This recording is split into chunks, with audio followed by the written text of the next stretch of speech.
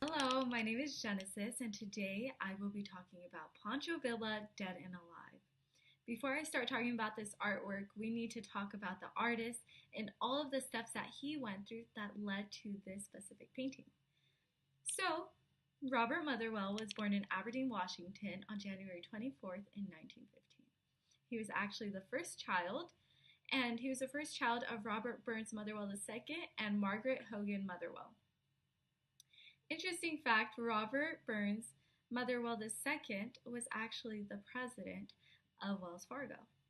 Because he was the president, you can imagine that he was a very successful man who wanted nice, steady careers, especially for his children.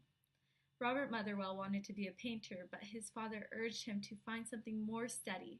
Therefore, he got his BA in philosophy at Stanford.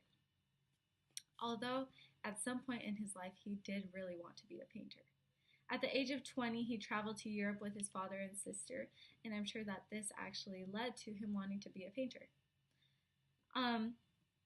He really wanted to be a painter, and especially when he moved to New York, that urge was still in him. A friend actually told him that he should devote himself to painting and forget all about the scholarship and the careers. So in 1941, just a year later, he went on a voyage to Mexico on a boat, and that is where he met his wife, Maria.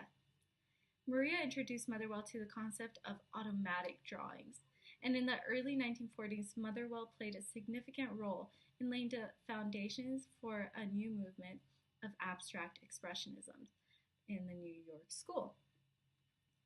All of these little things led to him making his paintings.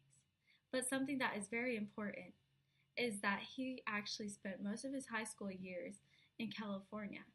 And here is where he developed a love for all the bright colors and all of the broad spaces. Now that we've talked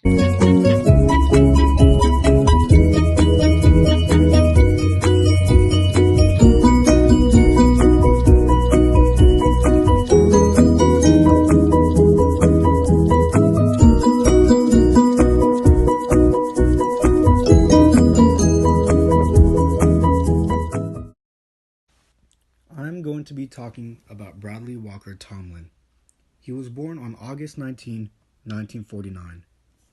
Tomlin was part of the abstract expressionist movement. He attended Syracuse University College of Fine Arts from 1917 to 1921. At Syracuse University, he studied under Jeanette Scott and Carl T. Hawley. His work was signified by persistent strive toward perfection and a truly classical sense of the world, towards inner logic that would produce total harmony, unalterable righteousness, and a sense of miraculous completion. The artwork that I will be talking about that Tomlin made will be his portrait known as Number 20. Number 20 was made from oil on canvas and it displays abstract detail. It was displayed in the Museum of Modern Arts in New York City. It's fascinating that it's still being displayed considering that it was made in 1949.